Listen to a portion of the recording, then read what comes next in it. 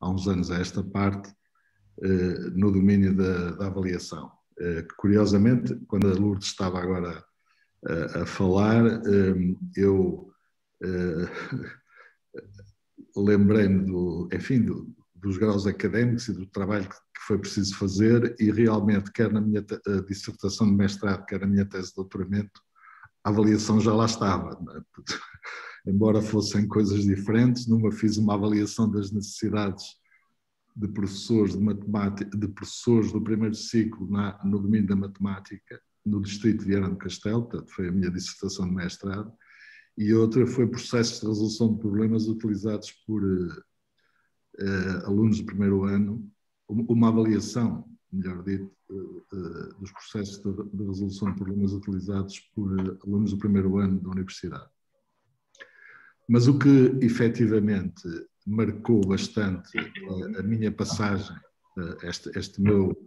esta minha passagem para a avaliação, foi efetivamente o trabalho que desenvolvi no Instituto de Inovação Educacional nos anos 90, após a saída de um despacho, que foi o despacho que introduziu em Portugal, pela primeira vez e de uma forma muito clara, a avaliação formativa como devendo ser, digamos, predominante nas salas de aula, que foi o despacho, acho que já disse, 98A/92, e o trabalho que aí fiz no Instituto de Inovação Educacional, conjugado com uma avaliação que fiz da então reforma Roberto Carneiro, de facto foram, digamos, quase a machadada final do meu desligar da matemática, não é? Embora, como é evidente e como sublinho isso perfeitamente todos os dias quase, nem que seja para mim próprio, mas ainda ontem numa aula que tive com os alunos de mestrado lhes disse que a minha cabeça deve,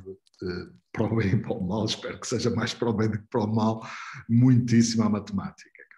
Acho que a matemática para mim foi crucial para eu me sentir tão feliz como me sinto, não é? É verdade. E, portanto, eu hoje, a Lourdes fez-me este desafio, enfim, lançou-me este desafio, e é evidente que eu, quando penso sobre a minha carreira, sobre o meu percurso profissional, evidentemente que a minha comunidade de referência é a matemática, é a primeira que me vem, são os professores de matemática, porque eu vivi muito e de forma bastante intensa, quer a criação da Associação de Professores de Matemática, nos primórdios. Ela foi, quando foi fundada, efetivamente, oficialmente, eu estava fora do país, e portanto, tenho muitos amigos, professores de matemática, e amigas, colegas, essa coisa toda, portanto, é sempre com imenso prazer. É claro que há uma diferença substancial entre aqui há uns anos atrás e hoje, é que eu hoje praticamente acho que já não conheço ninguém. É claro que vi aqui já algumas caras conhecidas e amigas e tal, mas a maior parte, se calhar, não, peço desculpa, mas realmente não conheço, e é natural, não é? Há muita gente jovem, e ainda bem, não é? Que as coisas, o mundo vai virando, vai rolando. E eu queria, enfim, não queria que a minha intervenção fosse excessivamente pesada, e queria apenas sublinhar três ou quatro ideias. Portanto, a primeira ideia que me surge é que a avaliação chamada das aprendizagens é indissociável do desenvolvimento do currículo, não é? Portanto, é indissociável de uma ideia de currículo, de uma perspectiva de currículo, de uma opção que se tem pelo currículo.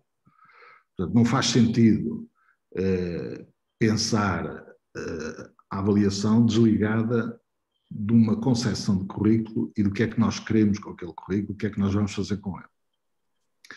Essa é uma primeira questão, porque, como todos com certeza compreenderão, uma coisa é dizer o currículo e outra coisa é viver o currículo. São coisas completamente diferentes. Viver o currículo tem a ver com a criatividade, tem a ver com a invenção e reinvenção das coisas, tem a ver com a abertura da escola, das portas e das janelas e de toda a escola ao mundo, para que os alunos espreitem para o mundo e vejam o mundo, e para que o mundo entre para dentro da escola e veja a escola também. Portanto, E a concepção de currículo que, de facto, nós desenvolvemos não é de forma alguma independente da avaliação que se faz. Se eu tenho uma concepção de currículo, o currículo é uma coisa que se diz, que é uma coisa que se lê, não é? Modernamente lê-se através de PowerPoints, não é? Mas antigamente na Universidade de Coimbra tínhamos os lentes que liam o currículo, portanto liam as sebentas, liam aquelas coisas, e até no tempo, eu agora vou ser um bocadinho irónico, em que o ensino era bom, nem sequer era preciso ir às aulas, não é? Portanto, era uma coisa extraordinária, quer dizer, uma coisa que eu não concebo, como é que há professores, mas depois os alunos não necessitam de ir às aulas. Portanto, era a concepção que existia, porque o currículo lia-se e depois havia umas sebentas, o que era obrigado era ir às práticas, que era uma coisa, aliás, de natureza menor. Era uma coisa que era feita por assistentes ou por monitores e coisas assim. E, portanto, essa é uma ideia de currículo que ainda prevalece. Essa é que é a realidade. Nos sistemas escolares, de uma forma mais ou menos pronunciada, isso existe. E quando isso existe, é muito fácil, entre aspas, avaliar. Portanto, é uma questão de o que é que se está à espera. Está-se à espera que haja, digamos, uma reprodução ou daquilo que foi dito, não é? Daquilo que foi lido, daquilo que está na sebenta, e portanto, é relativamente fácil avaliar porque testa-se, não é? Portanto, e é testar, é ensinar, testar, e esse testar acaba por ser igual a aprender. E, portanto, há uma certa, quer dizer, há um certo isomorfismo, digamos assim, entre testar e aprender. Portanto, são coisas mais ou menos equivalentes. Isto, evidentemente, tem a ver com uma outra coisa que nos países, sobretudo ibero-americanos, não é? Que está muito enraizada, que é não haver qualquer distinção entre a avaliação e a classificação. Portanto, avaliar é medir, porque é o teste, mede, aprende. Portanto, há toda uma consistência, digamos, nestas ideias. Isto, naturalmente, vem dos finais do século XIX, princípios do século XX, não é? Em que avaliar era medir. Portanto, há uma concepção que ainda permanece e tem sentido em algumas situações. Enfim, não tenho tempo para explorar todas essas coisas, mas que tem sentido em algumas situações. Mas para nós, professores que estamos dentro da sala de aula com os alunos, provavelmente não fará sentido, não é? E já lá irei. E, portanto, isto vem do século XIX, e aquilo que eu costumo dizer às pessoas, um certo desafio, é que esta é realmente a concepção ainda dominante, não é? Esta ideia de que avaliar é medir, avaliar é classificar. Eu não vou ao fundo disso do ponto de vista epistemológico, porque não há tempo para discutir isso aqui, não é? Mas, de facto, há uma raiz epistemológica e ontológica para que essa concepção prevalecesse e prevalece. Portanto, isso vem dos primórdios do chamado Taylorismo, não é? Portanto, do movimento da eficiência social, não é?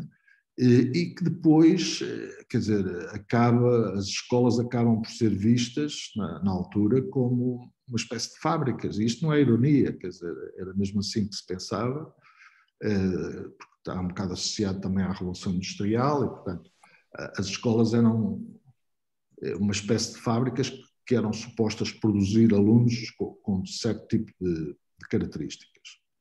E, portanto, medir fazia parte, quer dizer, tudo aquilo que não fosse mensurável nem sequer podia ser considerado alguma coisa de jeito, se me permitem a expressão.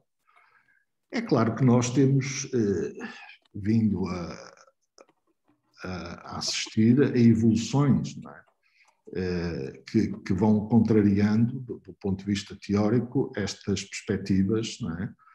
E portanto, para não ir assim muito mais longe, basta pensar em Bento Jesus Caraça. Eu gosto muito mesmo, faz parte, foi um incidente crítico muito feliz na minha vida, foi ter lido a introdução, e não só a introdução, mas a introdução era muito discutida na Associação de Estudantes a que eu pertencia quando era estudante universitário.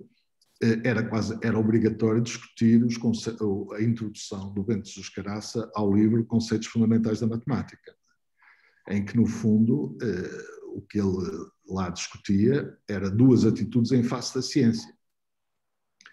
E nessas duas atitudes em face da ciência, ele dizia, bom, uma atitude é nós olhamos para a ciência como uma coisa feita e acabada, algo que, enfim, nós podemos ver e acompanhar nos livros, nos compêndios, não é? Nos livros didáticos ou noutros livros, não é? E, portanto, consideramos que é algo que está acabado e que é um empreendimento, algo até abstrato, um bocado desligado da realidade, não é? Portanto, eu não estou aqui a reproduzir exatamente tudo, nem estou a dizer tudo o que ele disse sobre isso, mas, basicamente, a ideia é esta. A outra perspectiva é uma perspectiva de ver a ciência e olhar a ciência como algo que é, primeiro de tudo, profundamente humano. Não é? Primeiro de tudo, é feito por seres humanos, com seres humanos e para seres humanos. Depois, é sujeita a desaires. Portanto, é sujeita a falhas, a recuos e avanços. E, portanto, como empreendimento humano que é, está sujeito a essas coisas, não é? A esses percalços. E, portanto, Bento Jesus Caraça dizia que, neste sentido, a ciência é algo que se deve interpelar, que se deve discutir e que devemos ser críticos e desenvolver o espírito crítico relativamente a essa mesma ciência e, portanto, por analogia, que eu, enfim, gosto de fazer, nós podemos aqui ter duas visões de currículo. Acho que é uma analogia perfeitamente razoável, não é? E, portanto, a questão que se levanta aqui é precisamente a de um currículo que se vive, a de um currículo que se reinventa, em que nós construímos, quer dizer, com os nossos alunos, uma verdadeira comunidade de interesse, uma comunidade de aprendizagem, como agora se diz, ou uma comunidade de prática, enfim, não são exatamente a mesma coisa, mas uma comunidade que tem interesses comuns, que tem objetos comuns de interesse, e isso faz toda a diferença em relação ao currículo que se lê. Portanto, esta é a primeira questão. E sem nós irmos a fundo nestas questões, é muito difícil haver qualquer transformação. Quer dizer, eu não acredito não acredito, quer dizer, não é preciso eu acreditar, basta a gente ver a realidade e a investigação, ou aquilo que nos tem mostrado ao longo, enfim, dos anos e do desenvolvimento da educação, um pouco por todo o mundo, que uma das grandes dificuldades que nós temos é precisamente em termos essa reflexão, não é? Sobre o currículo e sobre uma coisa que eu costumo, enfim, dizer relativamente a um documento que eu acho que foi um documento, pessoalmente acho que é um documento bastante feliz e talvez o documento mais relevante, na minha opinião, dos últimos 30 ou mais anos em Portugal, que é o perfil dos alunos à saída da escolaridade obrigatória. Que é um documento particularmente feliz porque, quer dizer, é um farol, a ideia não é muito boa de dizer farol, mas pronto, é a palavra que me aparece agora, mas é, de certo modo, um farol que está acima das aprendizagens essenciais, mas que, no fundo, aponta um caminho que é um caminho que, no fundo, decorre, e continuo a dizer que é a minha opinião, decorre dos últimos 40 ou 50 anos de investigação que se tem realizado em educação em todas as áreas. O documento é particularmente feliz porque fez essa integração e porque, de facto, quer dizer, acaba por, de uma forma muito simples, penso eu, de uma forma muito simples, acaba por, dizia eu, sinalizar e indicar ali muito claramente o tipo de coisas que nos devem preocupar no desenvolvimento das aprendizagens dos alunos e do pensamento dos alunos. Isto tem naturalmente associado uma ideia de uma escola, de uma educação para aprender a pensar. Nós, quando nos anos, há 20 ou 30 anos atrás, já nem me lembro, o tempo passou tão depressa, falávamos na resolução de problemas e tivemos aqui muito trabalho desenvolvido nessa área, não é? Através, essencialmente, da APM, não é? O trabalho que se fez em Portugal na área da resolução de problemas, não é? Nós já discutíamos muito essas coisas, quer dizer, que agora, de certo modo, aparecem no perfil dos alunos. Mas isto vinha a propósito de eu costumar dizer, costumo falar com os professores, que felizmente tenho essa alegria de poder estar com muitos professores quase todas as semanas, e eu digo, eu acho que o PASSEO, não é? Que é como eu lhe chamo, o perfil dos alunos à saída da escola obrigatória, PASSEO,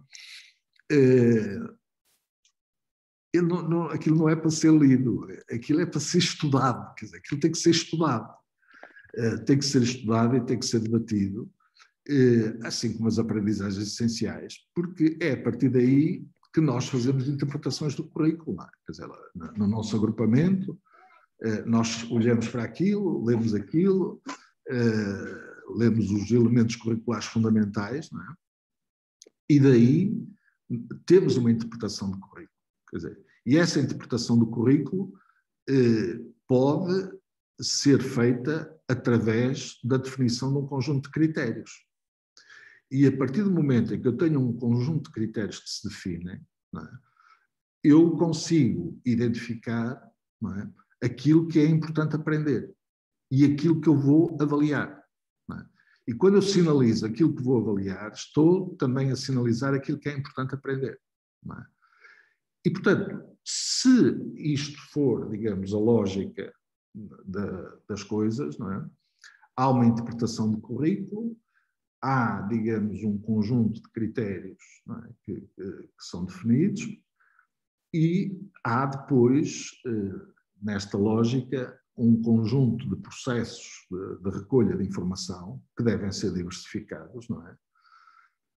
Acerca daquilo que os alunos sabem e são capazes de fazer, não é? Portanto, e a partir daí nós temos, digamos, uma política de avaliação que tem de estar, ou deve estar, talvez dito de outra maneira, deve estar baseada na ideia de que a avaliação é um processo eminentemente pedagógico, cujo principal propósito é distribuir feedback aos alunos. Nós vivemos um pouco obcecados, sobretudo nos países ibero-americanos, aí é que realmente é muito marcada essa perspectiva da obsessão pela classificação. E também na especialização em reprovar mais alunos. Portanto, os países que mais reprovam no mundo são os países ibero-americanos. E Portugal, aqui na Europa, é capaz de ser aquele que mais reprova. É claro que nós não estamos aqui a falar de avaliação por causa das reprovações, mas as reprovações têm muito que se lhe diga e também davam aqui para várias quintas à noite ou quintas à tarde falar sobre esse aspecto, sobre um assunto que já é trabalhado há mais de 100 anos do ponto de vista da investigação. Não é? E, portanto, esta ideia do feedback, não é? É uma ideia, de facto, estruturante numa visão do currículo e numa visão da avaliação. É estruturante porque é através do feedback que os alunos se tornam sempre cada vez mais conscientes de para onde é que têm de caminhar, se me permitem a expressão. É através do feedback que nós lhes sinalizamos em que ponto é que eles se encontram, não é? E é através do feedback que nós lhes damos a conhecer os esforços, ou lhes sugerimos os esforços que eles têm de fazer para ultrapassar as suas eventuais dificuldades. E, portanto, eu até já estou um bocado cansado de lhe chamar avaliação formativa. Quer dizer, a avaliação pedagógica é diferente da avaliação sumativa. Desculpa, a avaliação pedagógica é diferente da avaliação formativa.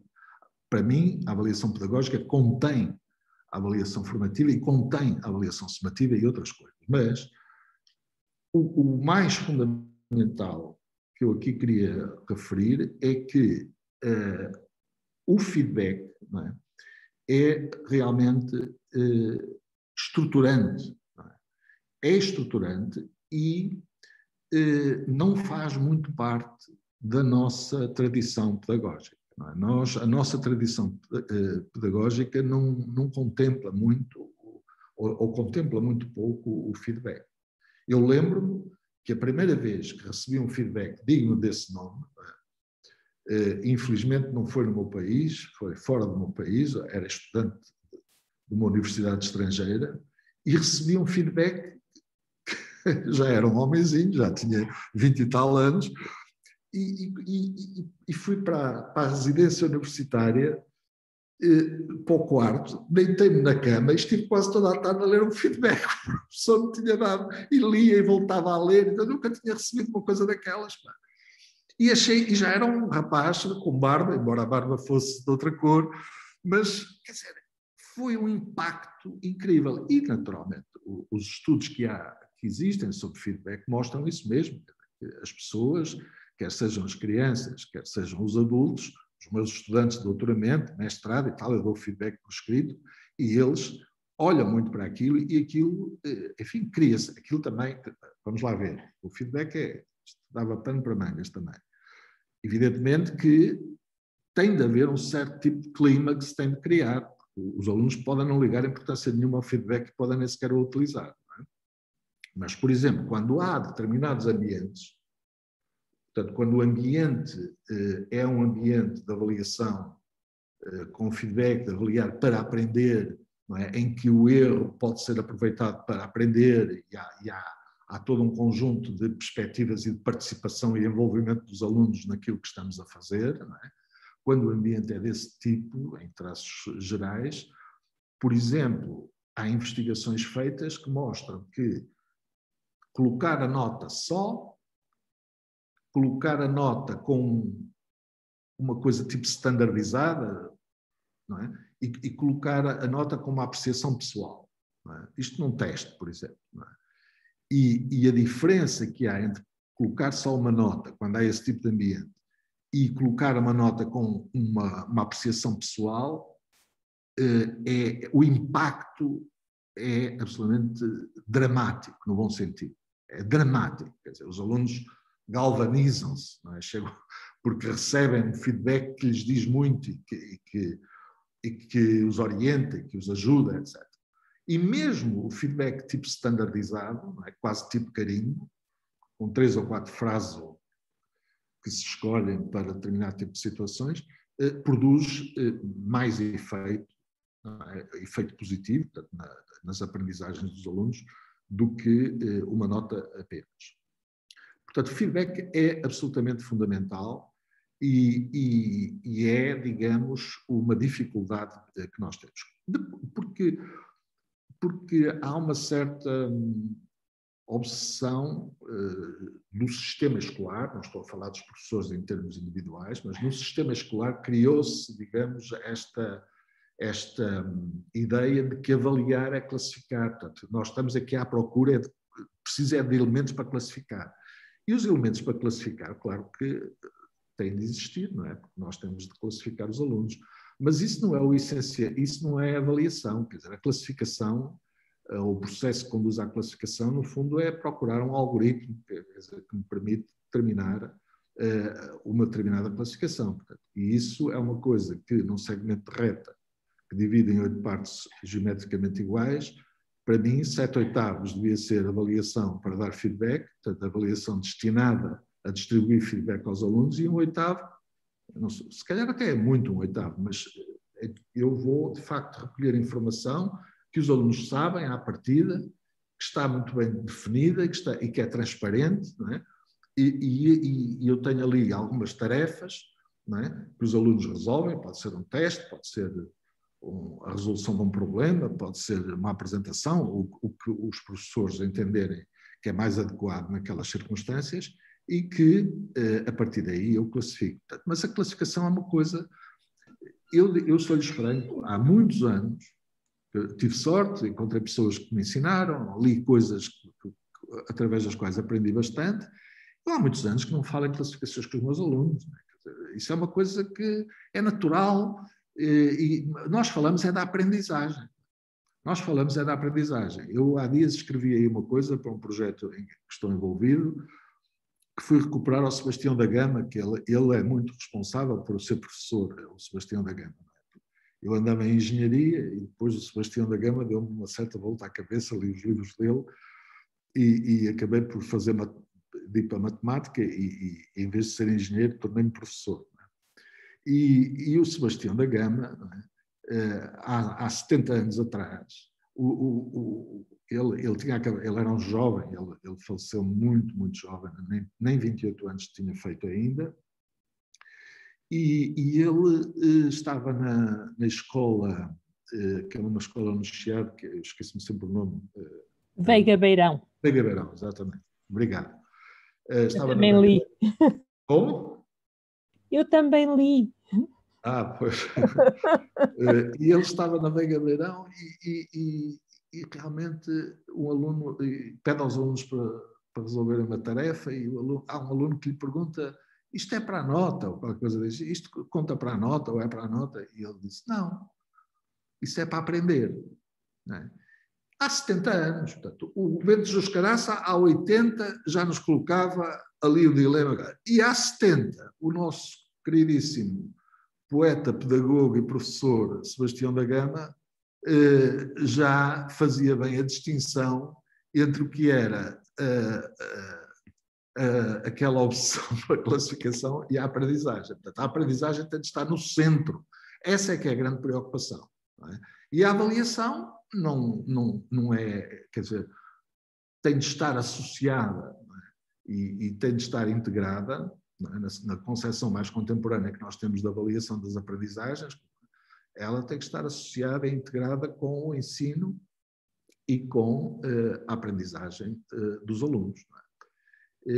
E, portanto, eu acho que, associado à avaliação, temos sempre que contar, enfim, com a perspectiva que temos acerca do currículo. Acho que essa que é a questão fundamental. Eu não sei se já falei há muito tempo para aquilo que tu previas, Lourdes. Estou com um certo receio de começar para aqui a papaguear.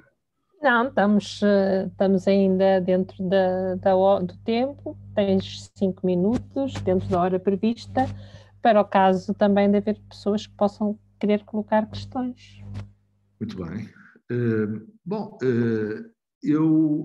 Aquilo que me parece que talvez possamos também falar aqui um pouco é acerca dos critérios que eu já referi aqui e que, pronto, tanto quanto vou percebendo, gera alguma dificuldade nas escolas, não é?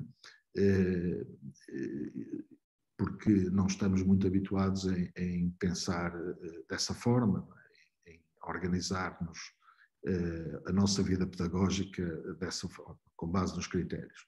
Como eu já referi, eu acho que, antes de mais, acho que não devemos exagerar no número de critérios, não é?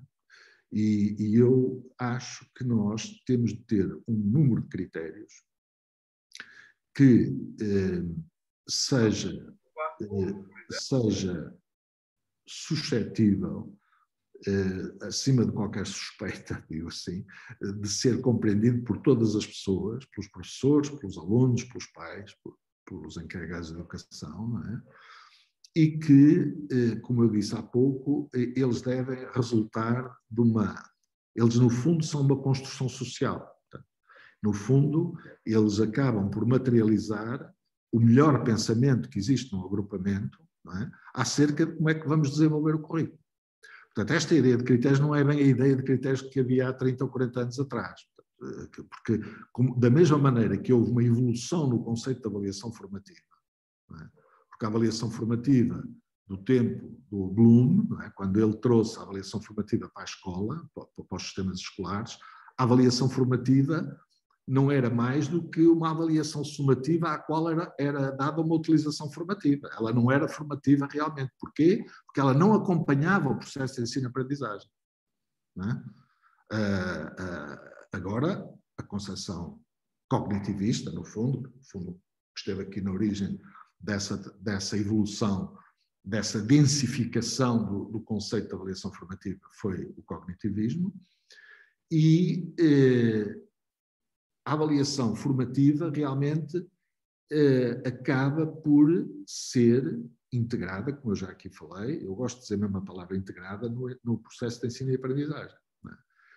E uma coisa, lembrei-me agora, que uma das coisas que às vezes me perguntam, e há pessoas amigas, e eu tenho amigos e amigas que são professores, como eu, não é? E às vezes dizem assim, tu não me venhas aqui falar em avaliação formativa, porque eu não tenho tempo para avaliação formativa. E eu o que lhe respondo é assim, bem, se tu não tens tempo para avaliação formativa, então não tens tempo para ser professor.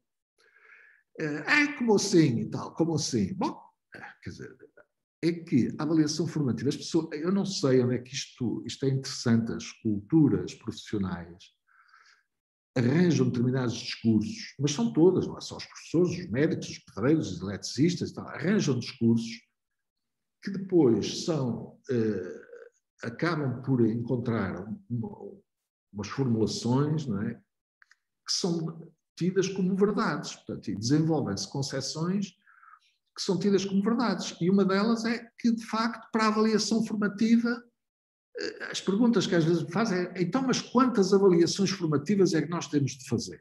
Eu lembro-me há muitos anos, quando eu era um jovem iniciante na investigação, fui assistir a umas aulas de matemática para um projeto e havia uma professora, uma colega nossa, que fazia 18 fichas formativas por semana.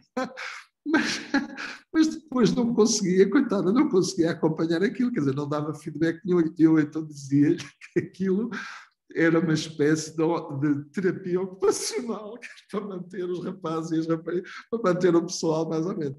Quer dizer, nós não podemos fazer uma coisa dessas, nós nem sequer precisamos de mais avaliação, eu acho que precisamos de avaliação mais inteligente. E a avaliação formativa, e este era um ponto que eu gostava de lhes deixar, para podermos discutir, obviamente, mas a avaliação formativa o que requer é a nossa ação pedagógica como professores. E a nossa ação pedagógica implica, naturalmente, fazer algumas perguntas aos alunos. Não é? O que é que estás a fazer? Como é que estás a fazer? Explica lá. E eu, através disso, obtenho um feedback, ou obtenho uma resposta à qual posso dar um feedback, e é normalmente oportuno dar um feedback. Não é? E é isso, essa naturalidade que nós, é com essa naturalidade que temos de encarar a avaliação formativa. A avaliação formativa é pontual, nem tem momentos, como as pessoas às vezes pensam. E, muito menos, as avaliações formativas devem ser mobilizadas para efeitos de classificação. Este é outro aspecto que também causa sempre algum... Porque as avaliações sumativas não são um somatório de avaliações formativas. As avaliações sumativas são pontos de situação. A avaliação sumativa é pontual, a avaliação formativa é tendencialmente contínua. Não é?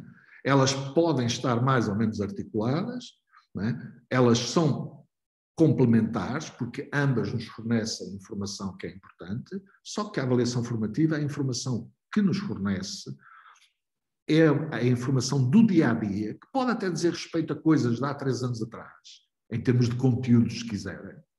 Pode até, quer dizer, são coisas até muitas vezes imprevisíveis que acontecem nas aulas, não é? E nós estamos a fazer avaliação formativa, passa a expressão, não é?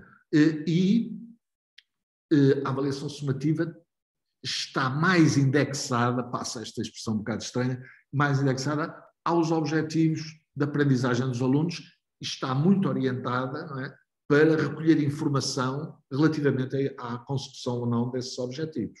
É claro que a formativa também pode estar orientada para isso, mas não vai fazer isso de uma forma que depois seja organizada para efeitos de classificação. Eu gostava de dizer mais qualquer coisa sobre a formativa, que me está a escapar, mas depois pode ser que me recorde. Mas é isso. O que eu queria dizer é que, naturalmente, a formativa pode ser mais estruturada ou menos estruturada. Eu normalmente gosto de a fazer completamente à vontade, portanto, sem ser estruturada, mas também a faço muitas vezes estruturada. Portanto, nós até podemos dar um teste, é uma coisa que já agora vou acabar, Lourdes, só com esta observação, que é a seguinte. Eu outro dia disse a um grupo de estimadíssimos professores que nós até podíamos fazer, imaginemos, aplicar um teste aos alunos. Os testes podem ser, e são instrumentos, se bem utilizados e razoavelmente bem feitos, não é preciso serem, não tem de ter aquelas características psicométricas das avaliações em larga escala, mas eu posso aplicar um teste, não é? Administrar um teste aos alunos, recolher, não é? Classificar o teste, devolver o teste aos alunos, não é? Com propósitos exclusivos de feedback. E, portanto, eles têm uma nota e depois eu até posso discutir com eles. Há aqui uma parte da turma que, neste aspecto, as coisas aqui neste aspecto já estão resolvidas, parece que a turma está a dominar bem isto, mas há aqui um problema aqui com o grupo, que há aqui umas coisas, é preciso ver isto e dar-se o feedback para eles ultrapassarem a situação, ou procurarem ultrapassar, ou nós próprios agirmos nesse sentido. E, passado uns tempos, passado uma semana, ou 10 dias, ou 8 dias, eu posso dar um teste, não é? Que, com certeza, que há perguntas que até são relativamente semelhantes, não é? Estamos a tratar do mesmo domínio e tal. E, portanto, os alunos até se familiarizam com as perguntas, familiarizam-se com o raciocínio, familiarizam-se com os processos, com essa coisa toda. E diz-me assim uma colega, mas assim eles vão tirar todos boa nota. Eu achei graça porque, quer dizer, parece que não é esse o objetivo. Parece que o objetivo não é que os alunos aprendam. Qual é o problema, quer dizer, de nós? Porque o Bloom até fazia isso, quer dizer, nós às vezes parece que estamos aí a querer ir para trás, mais ainda para trás, quer dizer, do Bloom, porque o Bloom foi um revolucionário no seu tempo, com os instrumentos teóricos que tinha na altura, fez uma coisa extraordinária na altura, não é? Ele não tinha cognitivismo na altura, estava, enfim, ainda a emergir muito lentamente, mas quer dizer, ele não usou nunca, eu fiz estágio pedagógico nesse modelo, no modelo da avaliação formativa, que não contava para a nota, quer dizer, era um teste que não contava para a nota. Não é? Quer dizer, não era mobilizado para efeitos de classificação. Eu agora fico um bocado espantado quando as pessoas me dizem, mas o teste não conta para a nota, mas então para que é que serve o teste? Quer dizer, o teste serve para aprender. Pode ser usado para aprender e para dar feedback, para fazer um ponto de situação. E pronto, fico por aqui demasiado. Estou à vossa disposição. Obrigada, Domingos. Agora,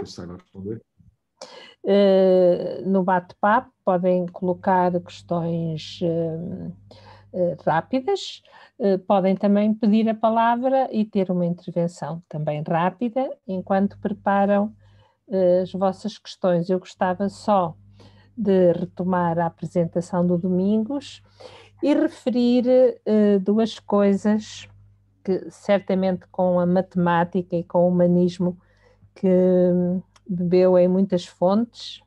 Falaste do Bento Jesus Caraça, estamos nos 120 anos do seu nascimento e nos 80 anos do início da Biblioteca Cosmo e do Sebastião da Gama, mas certamente também não é estranha este perfil humanista, a fotografia e a escrita, com que Domingos também nos regala e contribui para a beleza do mundo.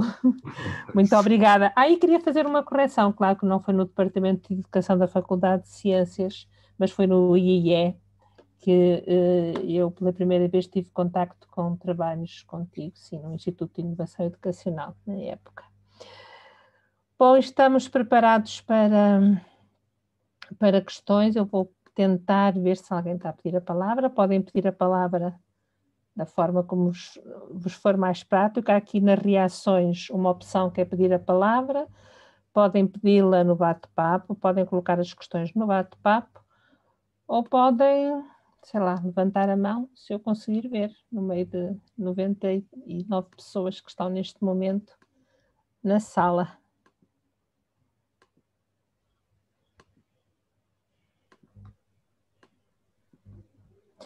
Enquanto continuam a pensar, eu quero também salientar que a educação em matemática, este último número, é um número temático sobre a avaliação, exatamente, coordenado pela Leonor, que está por aí, e que tem também uma entrevista ao domingo sobre um projeto que neste momento está no terreno, o projeto Maia.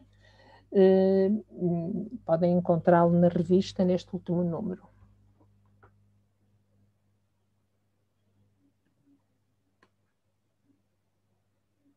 Posso? Sim, há aqui uma pergunta no bate-papo e depois outra pessoa que está a pedir a palavra que vai também, eu vou dizendo, esta pergunta é da Paula Gomes, diz: penso que a avaliação formativa tem uma vertente subjetiva, como podemos ultrapassar esta dificuldade? E temos, não sei quem é que tinha já iniciado, a Alda Domingues. Sim. Sim, Alda, faz favor. Eu sou, na minha escola, sou da escola secundária da Lausanne, responsável pela implementação ou pela redação de um projeto de intervenção, porque fiz a formação dentro do projeto Maia, e queria colocar a seguinte questão ao professor Domingos Fernandes. Foi uma surpresa depois eu perceber que o Domingos Fernandes era o mesmo e que era de facto o professor de matemática, ou que já o tinha visto. Alda, deixámos de ouvir, penso que desativou o seu microfone. Desculpe. Ok. Foi uma surpresa perceber que era professor de matemática, penso que escreve muito bem e que gosto de ler as suas folhas, mas são muito longas e extensas, e algumas, ainda hoje recebemos 2 novas sobre a mesma questão. Mas tenho tido alguma dificuldade em conseguir acompanhar tantos documentos. E parece-me que eu sou professora e leciono este ano tenho uma turma de 11º e uma de 12º. E estamos com alguma dificuldade em trazer este tema para os professores que lecionam secundário na minha escola. Porque, e a minha pergunta resume-se ao seguinte: não considera que há neste momento com os nossos programas muita dificuldade no secundário em nós podermos fazer uma leitura, uma implementação da avaliação formativa a nível da matemática? Eu refiro mesmo ao nível da matemática. Eu, por exemplo, no 11º, tenho muita dificuldade em digamos que, não me centrar nos currículos completamente, porque um aluno no dia X, determinada hora, define 50% da avaliação que tem de acesso ao curso que pretende, por exemplo. Ou então são os próprios pais, porque nós também já sentimos isso, tivemos algumas atividades de experimentação, e essa questão de fazer esse teste, eu fiz pessoalmente essa experiência, e depois é muito demorado, e os miúdos estão formatados porque já percorreram já têm uma história na escola, e eles a determinada altura diziam: professor, estou farta disto. É porque o teste foi corrigido e depois por mim foi-lhes fornecido um feedback, eles tiveram que voltar a corrigir o que tinham errado, e eles próprios também não aceitam. Eu estou a falar só de alunos do secundário. Pronto, era essa questão que eu gostava de lhe colocar diretamente a si, se tem essa ideia relativamente aos currículos que nós temos. Não é urgente mudarem-se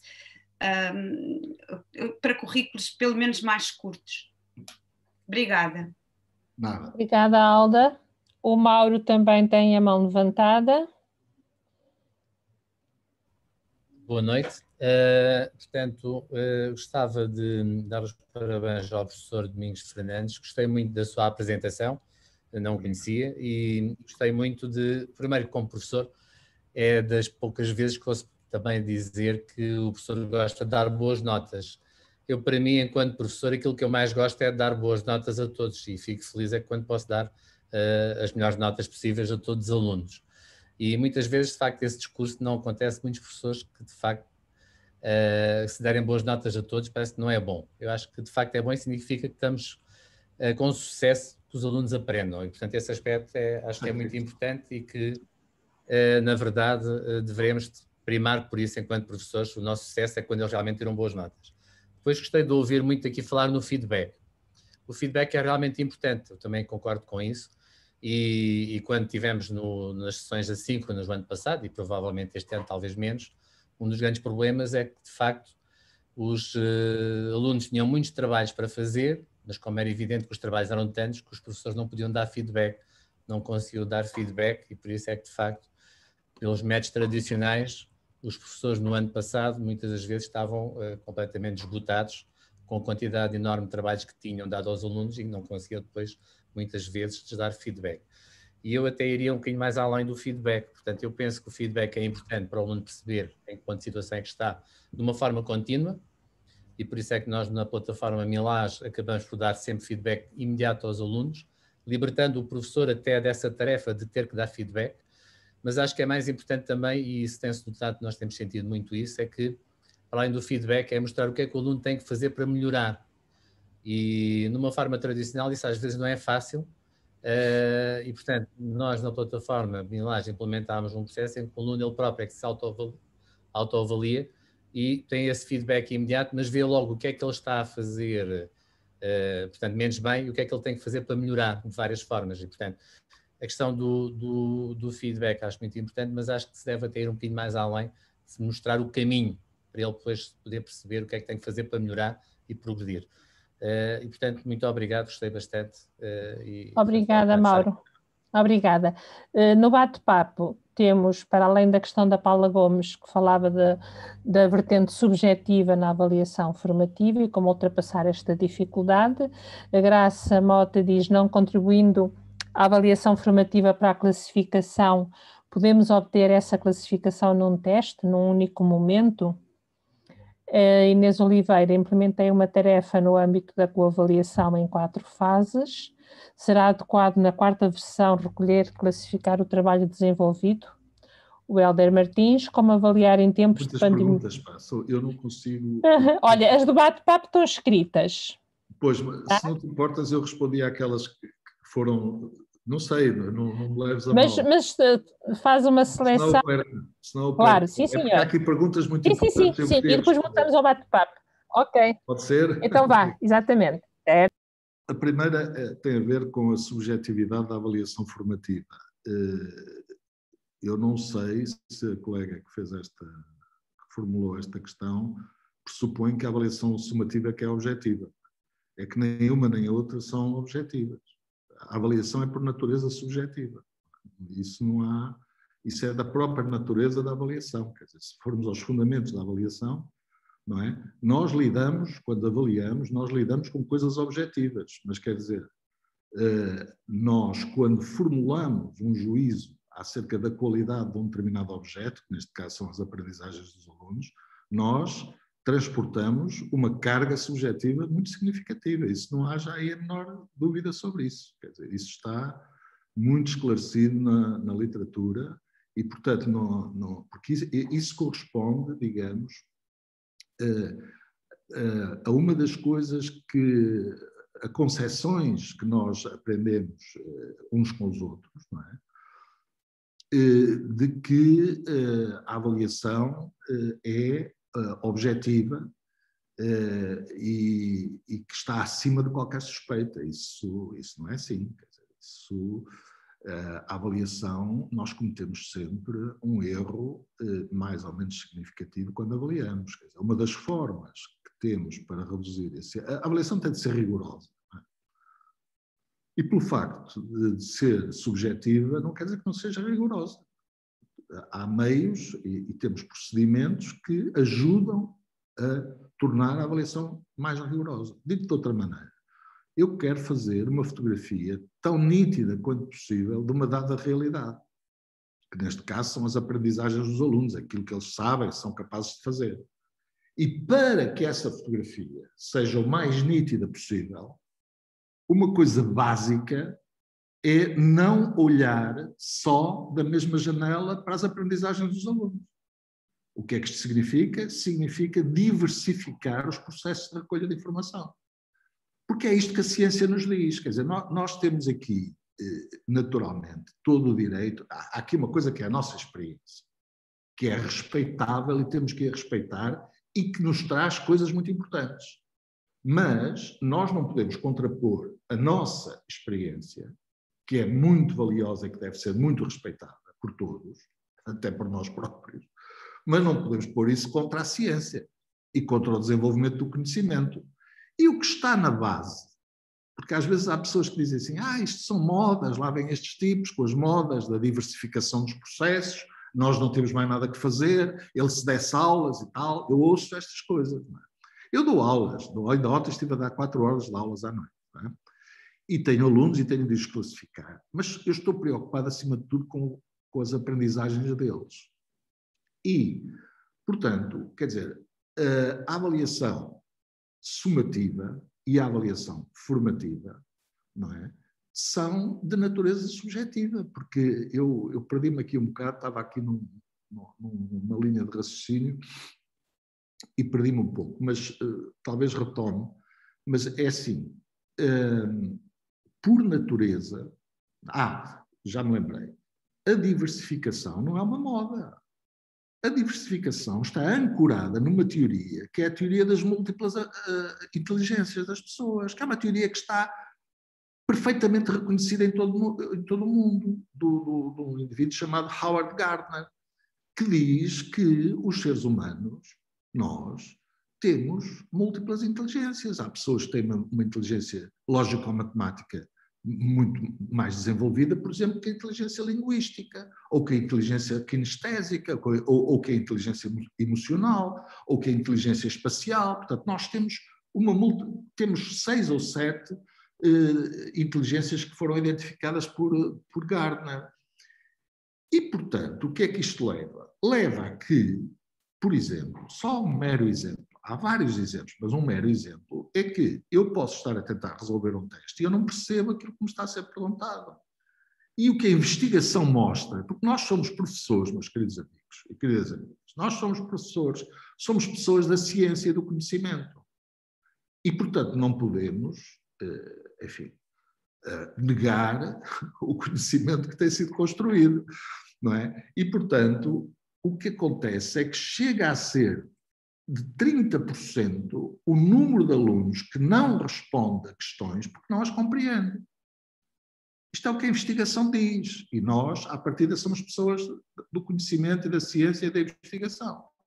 E, portanto, isto significa, só por aí, significa logo que nós devemos diversificar. Porque há alunos que não compreendem ou têm dificuldade em compreender coisas que estão escritas por nós e nós fazemos um esforço enorme para que tudo esteja claro, mas está para nós, mas pode não estar para eles.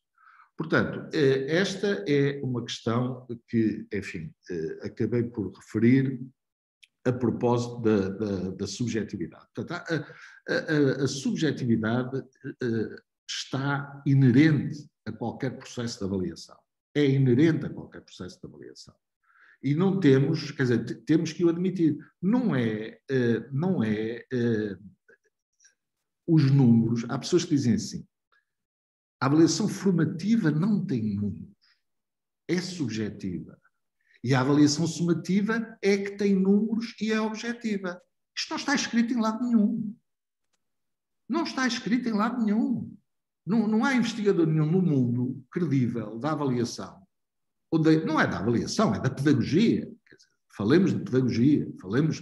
Não há ninguém que diga isso. Eu nunca vi isso escrito em lado nenhum. Agora, as pessoas estão a fazer estas perguntas. Não podemos ver isto individualmente. Isto é o sistema escolar, tem esta cultura, não é? É uma cultura que está criada, uma linguagem, um conjunto de verdades, não é? Que se foram enraizando. Eu lembro-me do primeiro número de uma revista que se chama Educação, Sociedade e Cultura, dou sempre este exemplo. Peço desculpa à minha colega Leonor Santos, que sabia agora, porque ela já deve ter ouvido dizer isto várias vezes, porque nós demos muitas aulas em conjunto. E nesse número, e depois passou a existir nessa revista uma secção chamada Diálogos do Vivido, que era organizada por um professor da Universidade de Trás-os-Montes e Alto Douro, que é o professor Telmo Caria. Já está aposentado, mas é uma pessoa que, felizmente, está de boa saúde. E o professor Telmo Caria, o que é que fez? Ele e mais colegas foram para as salas de professores logo a seguir à saída do tal despacho que eu vos falei, do 98A, que introduzia a avaliação formativa. E é muito interessante ouvir os discursos que as pessoas tinham relativamente à avaliação. Não é? E um dos discursos era: agora já não se podem fazer testes, agora não se podem reprovar os alunos. Bem, quer dizer, nunca deixaram de reprovar milhares e milhares de alunos em Portugal. Nunca deixaram de se fazer testes em Portugal. Portanto, as pessoas, às vezes, têm esse tipo de discurso, isso faz parte dos discursos profissionais, e depois há coisas que vão ficando, não é? E uma das que ficou muito arraigada é essa de que a avaliação formativa não pode ter números e que é subjetiva, e a sumativa é objetiva e que tem números. E, portanto, o que dá a objetividade à sumativa são os números. Bom, não é assim. Antes fosse objetiva, porque resolvia muitos problemas, mas não é, efetivamente. E lá está, quer dizer, vem uma pergunta daquela colega Alda Domingos, salvo erro. Eu acho que pôs várias questões, penso que são muitas coisas, eu não sei se vou conseguir responder a todas. Em relação aos currículos, eu posso lhes dizer o seguinte: eu, há muitos anos, mas não é da matemática nem da física, não é, em geral, acho que os nossos currículos são um disparate de listas e listas e listas infinitas, são absolutamente exagerados, não fazem sentido, mas há outras coisas que não fazem sentido, quer dizer, como seja o segundo ciclo do ensino básico, não faz qualquer sentido, mas que se mantém porque há interesses corporativos mais ou menos respeitáveis que têm impedido isso, etc, etc, etc. Portanto, isso não faz sentido nenhum em sítio nenhum no mundo em que as pessoas pensem, não é? Ter o primeiro ciclo, depois tem uma interrupção, depois tem ali um ciclo de 2 anos, que é para haver rupturas, que é para não haver continuidade, que é para haver mais alunos reprovados. Quer dizer, é o que dá. Isto é o que dá. Não é? Pronto. Mas em relação aos currículos, a ideia que tenho geral é essa. Em relação às folhas do Projeto Maia, eu não posso deixar de fazer um comentário, não me leva a mal, quando diz que são extensas. Eu acho que os livros são um bocadinho mais extensos, não é? E eu acho que é necessário nós lermos livros. Não pense que estou aqui a querer defender a minha dama, porque também percebo que as pessoas têm muito que fazer. Agora, há uma coisa que eu tenho de lhe dizer com toda a frontalidade e com toda, não tem nada aqui da minha parte de mal-estar nem nada disso. Há uma coisa que eu não tenho a mínima dúvida. As pessoas, se não estudarem, se não lerem e se não pensarem acerca daquilo que leram, nós não vamos a lado nenhum. Nós continuaremos exatamente na mesma ou com as dificuldades habituais. Porque, quer dizer, eu não consigo, como professor que sou, já há muitos anos, e espero sempre mais alguns, não é? Até me deixarem, não é? Porque me sinto muito bem como professor, é uma coisa que eu adoro ser professor. Mas eu tenho de estudar.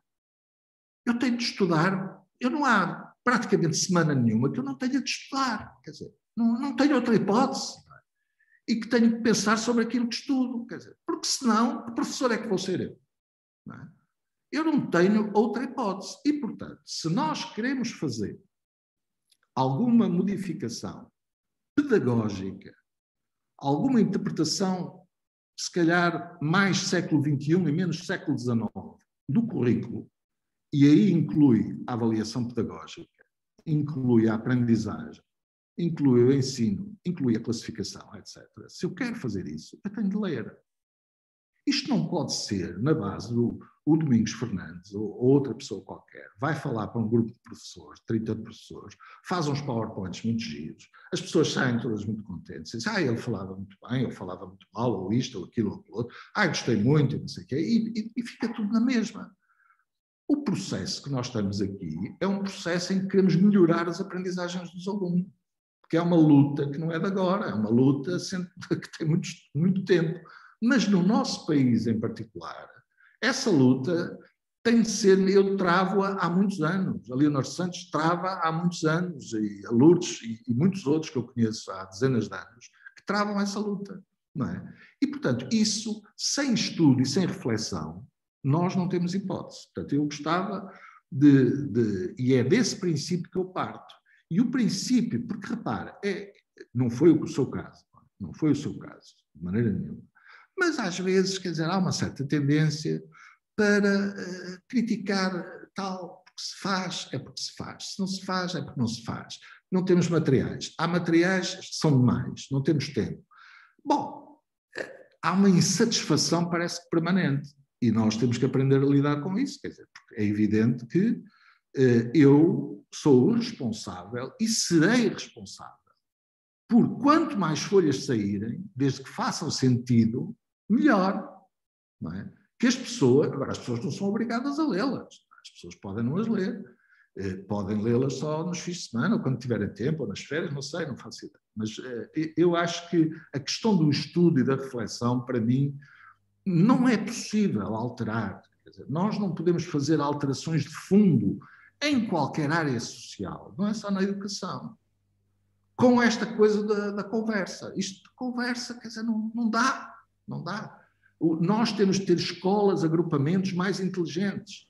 Nós temos em agrupamentos 150, 200 pessoas, todas licenciadas, muitas com mestrado, muitas, uma percentagem significativa com o doutoramento. São pessoas que fizeram licenciaturas em biologia, em geologia, em educação física, em música, em tudo. Portanto, são pessoas altamente qualificadas. São profissionais altamente qualificados e, portanto, é um potencial enorme que existe num agrupamento para poder, de facto, transformar uma realidade que eu acho que não satisfaz propriamente todos nós, não é? Nós gostamos, todos que somos professores, que os nossos alunos aprendam melhor. E, portanto, eu tenho muita dificuldade, com toda a franqueza, tenho dificuldade em perceber que a questão da avaliação formativa na matemática não dá e não funciona. Mas não funciona na avaliação na matemática, porque eu fui professor de matemática do secundário, do 12º ano, quando aliás o 12º ano começou, fui professor naquela escola de Belém-Algés, que entretanto finalmente saiu de lá, que era num pré-fabricado, que era para ser pré-fabricado 2 ou 3 anos, durou para 30 ou 20, só há pouco tempo é que foi desmantelada. E dei probabilidades de estatística na universidade, não é? Além de metodologias da matemática, e nunca deixei de fazer avaliação formativa a partir de uma certa altura. Portanto, eu não percebo qual é o problema. Quer dizer, os meus alunos foram preparados para exame também, não é? Portanto, sabe, há aqui uma questão que foi precisamente a questão por onde eu comecei. Nós temos de fazer opções. E eu não vou contra as opções das pessoas que acham que isto tem de ser, não sei o quê. Tudo bem, quer dizer, querem fazer da maneira que... Agora, eu posso argumentar, que é o que eu estou a procurar fazer, porque a avaliação formativa, ao nível de qualquer disciplina, seja matemática, seja física, tenha exame, não tenha exame, não é? É, como eu disse há pouco, tão natural como ser professor. Faz parte da nossa vida. Falar com os alunos, a não ser que nós consideremos que não é preciso falar com os alunos para dar aulas, mas não é isso de certeza que nós consideramos. Portanto, se interagimos com os alunos, nós automaticamente temos de lhes dar feedback, ou devemos dar-lhes feedback para os ajudar a aprender. Porque nós estamos aqui todos, como professores, para ajudar os nossos alunos a aprender, para que eles aprendam, para que sejam autónomos. Estamos numa perspectiva, penso eu, de uma educação para aprender a pensar, que é uma educação que realmente custa muito e obriga-nos a pensar. É de facto difícil. Eu não estou a dizer que é fácil. Não estou a dizer que é fácil. Sobretudo quando nós estamos habituados a funcionar num sistema educativo que, como disse Sebastião e Silva, em 1968, numa entrevista que deu a um vespertino que existia em Lisboa, que era a capital, não é? Que tínhamos um ensino, o professor Sebastião e Silva, grande matemático, de grande intuição pedagógica, não o podem acusar de ser não sei o quê e tal, que este é dos tais, não. Era um grande matemático, um grande pedagogo, que Portugal lhe deve muito e infelizmente faleceu muito cedo. Não é? E o que ele dizia é que o nosso sistema educativo não ensinava a pensar, não ensinava a resolver problemas, não ensinava a escrever, não ensinava uma série de coisas, enfim, não vou repetir tudo aquilo que ele disse, e depois concluiu, enfim, um sistema à medida da mediocridade obediente. Em 68, eu nem sei como é que ele não foi preso na altura, porque por coisas menores outras pessoas foram presas. Mas a verdade é que não é preciso ir agora ver o que é que Domingos Fernandes diz, ou o que Leonardo Santos diz, ou o que outro diz que escreve. Eles já diziam essas coisas. Não é? E não são propriamente pessoas que, enfim, que não fossem ouvidas pelos seus pares e que não fossem consideradas. E eu inspiro-me muito também naquilo que é o nosso passado, não é? No domínio da pedagogia. Enfim, podia falar de Delfim Santos e de muitos outros, mas enfim. Agora... Domingos, agora... Tá? Sim. Estás-me a ouvir? Estou. Espalhei demais, não é? Falei demais. Estamos já bastante para além da hora. Entusiasmei-me. Exatamente, e entusiasmaste-nos. Penso que as questões que ficaram por responder ficam em aberto e as pessoas continuarão à procura das respostas, que é sempre bom. E queria agradecer-te, eu acho que este teu entusiasmo final também nos ajudou a entusiasmar de novo. E não tenho como agradecer-te, de facto, a tua disponibilidade e dizer que continuamos a contar contigo. Este ano o Profmat será também virtual, mas haverá Profmat e o Domingos Fernandes vai abrir, penso eu, não sou da comissão do programa, mas vai ter uma conferência, pelo menos plenária, nesse Profmat. Teremos a oportunidade de te ouvir de novo mais detalhadamente e continuar a ler-te em tudo o que possas escrever. Eu queria também avisar, embora depois essa informação também já está na nossa página e serão informadas as pessoas que já estão inscritas, que a Susana Carreira, que hoje a 15 dias tinha a sessão dela, teve uma alteração de horário e não poderá fazer das 7 às 8 da noite. Portanto, a sessão será das 6 às 7, porque ela depois começa aulas sobre aprendizagens de temas. As inscrições continuam abertas até ao dia 23. Domingos, muitíssimo obrigada. Obrigado. Vou ter que pedir depois outro favor, que eu indevidamente gravei esta sessão na nuvem, aliás vou pausar, vou interromper, e esqueci-me que